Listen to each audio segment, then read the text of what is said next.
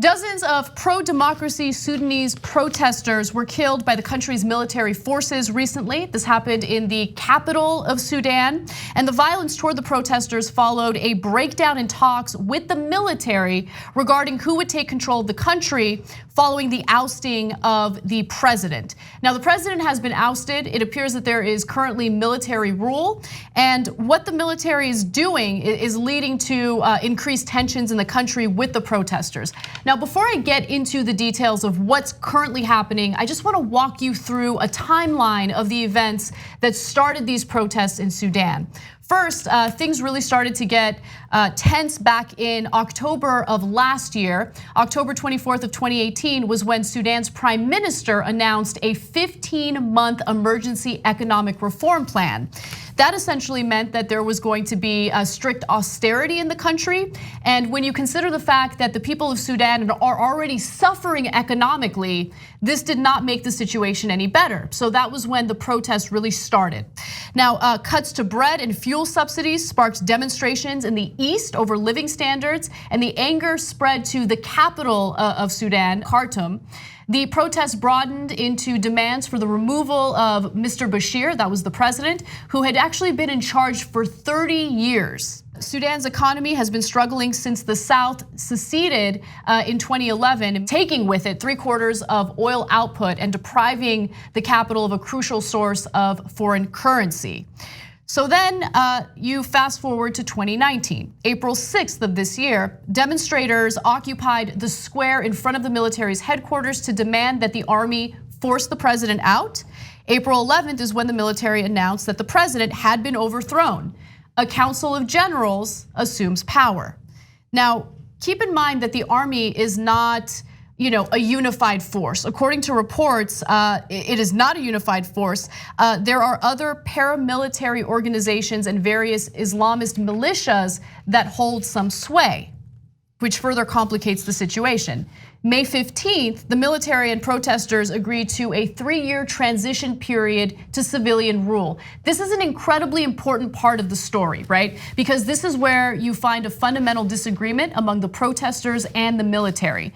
Demonstrators argue that the former president's regime is so deeply entrenched that a long transition is needed to dismantle his political network and allow for fair elections.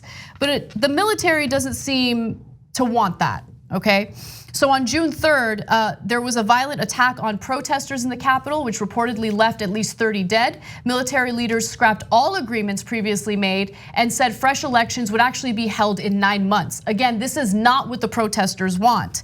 The snap election would simply pave the way for much of the old regime to come back into power, and that's according to Rosalind Marston, who is a former British ambassador to Sudan. Finally, Ethiopia got involved with this disagreement. On June 11th, Ethiopia's special envoy announced that the protest leaders had agreed to suspend widespread strikes and return to the negotiating table. The military also agreed to release political prisoners. So that's where we are today. But there's one other part of the puzzle that I want to make sure everyone's aware of. Saudi Arabia is very much involved in this conflict. Now, Saudi Arabia is backing the military.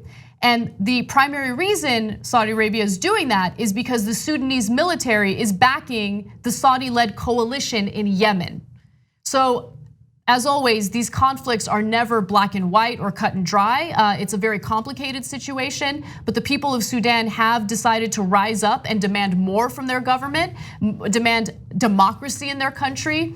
And unfortunately, you have foreign actors getting involved and making the situation much more messy than it needs to be. So I want to get back to the foreign actors in a second because there's a lot of them. There's us, there's Russia, there's China as well. But first, the really good news and the pretty bad news. The really good news is that this was an amazing people-led rebellion, and the calls for a general strike made a huge difference throughout, both in the initial rebellion and later on as well as they were looking for demands from the military. Don't forget, if you hit them in the pocketbook, that's going to get you much better results. So this is the same thing that happened in Egypt. When they did a general strike, the business leaders went and said, you know what, Mubarak, you've had a number of decades here. Same thing with Bashir. and it's time for you to go because now this hurt our pocketbook. Strikes make a giant difference. In this case, the whole movement was led by the Sudanese Professionals Association. That is a group of doctors, health workers, and lawyers. Now, my dad is always going around saying, why don't the professors get together and say, damn it to hell, this Trump is wrong, okay? Well, in Sudan, my dad got his wish. Lawyers and doctors and health workers got together, but it's not that dissimilar to here, because who's leading the charge on things like Medicare for all? The nurses are, the nurses union is, right? So who's leading the charge in higher wages? The teachers union in their teacher strikes. So, and they got rid of a person who had been in power for 30 years. And by the way, most of the protesters, not just these professionals, but were mainly young, and a huge percentage were women, including a woman who was pictured once in the protests that went viral all across the world. They called her Kandaka, which means Nubian queen. So this was as good a coalition as you could hope for, because in some places there are rebellions, and there's some good professionals and young people and people looking for democracy, and also some serious fundamentalists that are mixed in. But in this case, it does appear to be mainly professionals and young, etc. Now, that doesn't mean there aren't Islamists in Sudan. There are, right? But it doesn't look like they are leading the rebellion here, which is great news. Now, the bad news is it looks like the military in Sudan is following the Egyptian model. We'll get rid of the guy who's in charge, but it's still the same guys, and we'll put a new figurehead in. And so right now we have al-Sisi in Egypt, just like Mubarak was before. They had like a moment of rebellion that was amazing and energizing for the world. Then they had elections, and the Muslim Brotherhood won because fundamentalists in Egypt were stronger. But it was a real democracy. They won the elections, and then the military was like, nah, I don't think so. And we just want to go back to the corruption. Now that's a Hobson's choice if you're from the West. I don't want Muslim fundamentalists leading Egypt, but I also hate the corruption. In Sudan, we don't have a Hobson's choice. We have a real choice, and it could be real reformers who actually care about democracy. And so now finally that brings us to the rest of the world. So what is the rest of the world doing? China and Russia are like, no thanks on democracy. No, we're gonna support the military guys. So disaster, okay. Then you come to US, and the US is saying some positive things like, hey, we're with the protesters and we're concerned about what the military is doing. If they stay along those lines, great, right? But we're allies with Saudi Arabia. Right. And Saudi Arabia doesn't want any democratic movements, they don't want any rebellions, and the military in Sudan is their allies. So at the end of the day, it looks like we won't do anything either. And look, I don't want any military action, but any kind of support for the protesters would be great from America.